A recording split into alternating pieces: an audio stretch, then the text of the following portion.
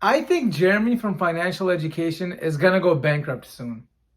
What's up, you guys? It's Sanam Khan. This morning, I was watching a video by Jeremy, and I couldn't help but think that this guy is gonna go bankrupt soon. I genuinely have this theory that Jeremy does not make as much money as his peers on YouTube and as much as he makes himself out to make. And in this video, I want to go over a few reasons why. Now, I'm not one to make negative content about people. That's just not what I want my channel to be about. But I couldn't help stop myself from making this video because I've had this feeling for quite some time. And I figured that there's a lot of people that listen to Jeremy, and I feel like there's really no reason why you should be listening to Jeremy. Now, I know I've made videos of Meet Kevin in the past, and people say he's a scam and whatnot. But at the end of the day, you can say that Meet Kevin didn't tell everyone when he sold his stocks, but I don't think people can really knock his knowledge on stocks. I mean, at the end of the day, he is a financial advisor now, and he did sell his stocks thinking that the market's gonna go down, and it did go down. But let's bring this video back to Jeremy. One of the biggest reasons why I think he's not doing that well right now is because of his stock choices and his method of investing in stocks, which I think is very, very, very problematic. And here's why. Jeremy emotionally invests in a lot of the stocks that he mentions. And not only that, the stocks that he mentions all the time are mid-cap stocks. So for those that don't know, mid-cap stocks are stocks that usually have between a $2 billion to a $10 billion market cap, which means they're not humongous businesses like those tech businesses like Google and all of that, but they're not small businesses either. They're somewhere in between. And the problem with that is when you invest in mid-cap stocks, they're high risk but high reward, which means that they're very volatile. And so when you risk a lot of money, you could potentially make a lot of money. And when he goes after these stocks, he's trying to make like a 5x or a 10x return. But on the other end, you can also lose a lot of money. These stocks are not as stable.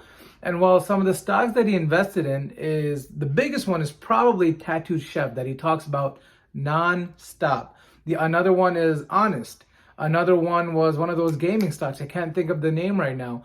But these stocks are extremely volatile. And well, if you look back at some of Jeremy's old videos, he's been investing heavily since Tattooed Chef was maybe at $20 and under $20. He said he's going to continue. Once it hits under $20, he's going to buy even more, invest even heavier. Once it hits below $15, he's going to invest even heavier.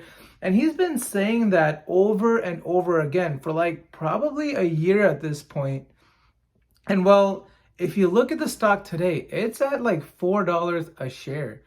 And at the time, it didn't seem like Jeremy was the type that would allocate and divide his stocks in a safe manner, in a conservative manner. He was one of those guys that was all or nothing. I believe there was even a point in time where he sold his Tesla shares so he could buy more Tattooed Chef.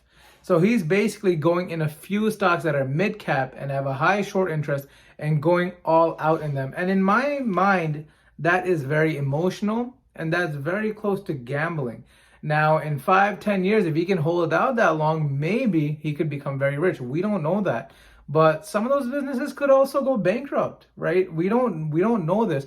All I know is he put in a lot of money into these stocks, and I'm saying $1 million positions plus. And he's probably lost more than half of that, if not more. And I think that's very irresponsible. And I don't know how much longer he could go on. And the fact that he's telling his journey on social media with a big amount of followers, I don't think that's responsible.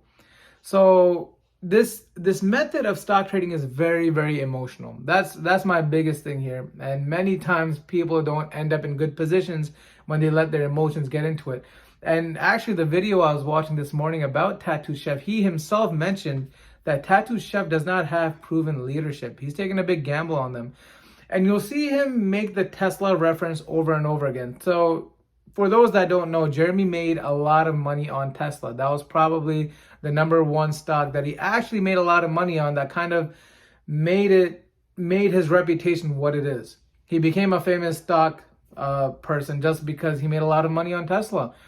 But the fact of the matter is, not everything is a Tesla. He could have been very lucky on it. And you can't compare Tesla to these companies like Tattooed Chef, Honest, Gaming, and all of that, which he likes to do all the time. And my reason for this is he'll tell you that, hey, look, when he bought Tesla, no one believed in him, and everyone was saying, oh, there's a lot of disbelievers, a lot of shorts, and look where he is now. But Tesla's goal from day one was to change the world, to make electric cars a common thing. This was a very big goal. What's Tattooed Chef's big goal right now? I'm actually curious. They make frozen food, healthy frozen food. I mean, what's the best they could do? Have frozen food at every house? I still don't think that mission is the same as Tesla's mission. I'm sorry. And Honest, I don't even know what their mission is. Gaming, I get it. These stocks are mid-cap. These stocks have a high short interest. Those are probably the only two things that are similar to Tesla back in the day. Now, apart from his stock trading strategies, which I think have really gone downhill, another reason why I think Jeremy is not doing well is because of his other side businesses. So one of the biggest ones that he talks about a lot, or used to talk about a lot, was Raging Bull. That's the app that he developed with Graham Stephan. Now, last we heard about this app, it was not doing well. It was, I think, in the Iced Coffee Hour where he was interviewed.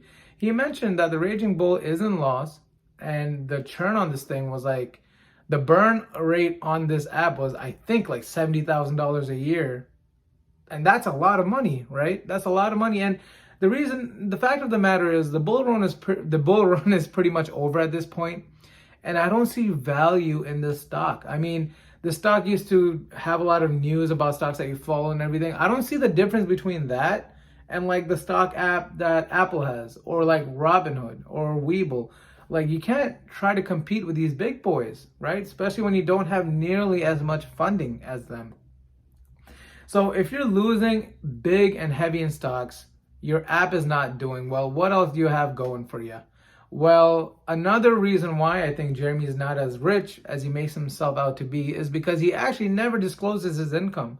He never talks about his private stock portfolio, which I find is odd, because look, I get it. A lot of people don't talk about money in general, but in the finance niche, they do. It's actually very common. And in fact, all of his peers do. Meet Kevin, Andre, Jake, Graham Stephan. They've all gone and in public and talked about how much money they make or how much money they have invested. Jeremy has never done that, and I think there's an interest for him not to say it, because I think it's in his best interest not to say it, because if his stock portfolio is a certain amount and everyone knows he's bought this much of Tattooed Chef, then everyone can calculate how little money he has left. And if people find out he doesn't have that much money, I don't think that's good for his YouTube audience. It will get rid of a lot of accreditation that he has, if any, right? So I think this is why he doesn't talk about his portfolio and give out numbers. And I think it's odd because everyone else in his niche does. Now, something else that I remember he did a few months back, or maybe almost a year ago at this point, was he sold his house, one of his houses. And at this point, it might seem like it was a good move because, we see that the real estate prices are going down. But I don't think that was a reason he did it, because he sold it at the peak when house values were still going up. And if he thought that the house values would crash, then there's honestly no reason for him to be investing so much in the stock market at that time. I think at that moment, he sold his house because he needed the cash to continue investing in stocks like Tattooed Chef, right? And I think he even mentioned this in Millennial Money or the Iced Coffee Hour at one point. He's selling his house so he can buy more Tattooed Chef, which I think is very irresponsible.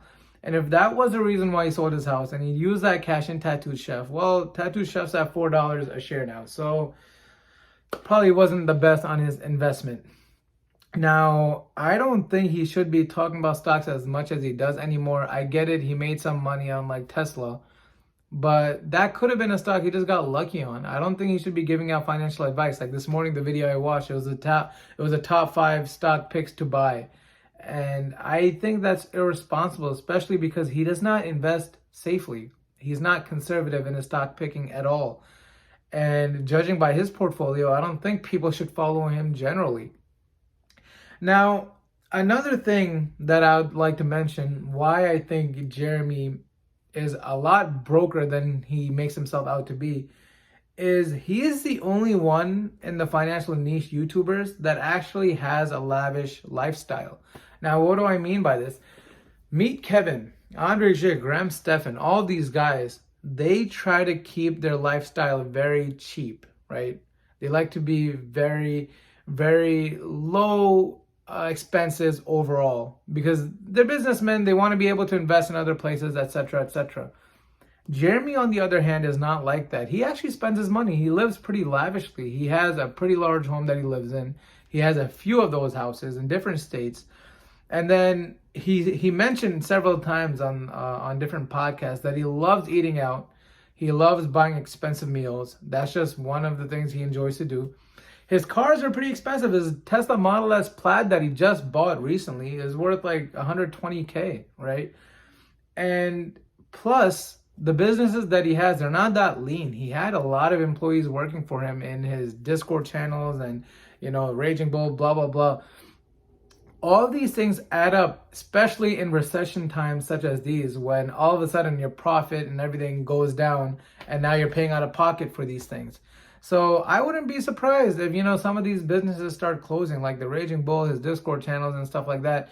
And maybe this is why he's starting to post on YouTube a lot more again, because I think at one point he said he wasn't going to post anymore, but I guess he needed the money. All right, guys. Well, that's my video. Let me know in the comments what you guys think. Like and subscribe, and we'll see you guys in the next video. Peace.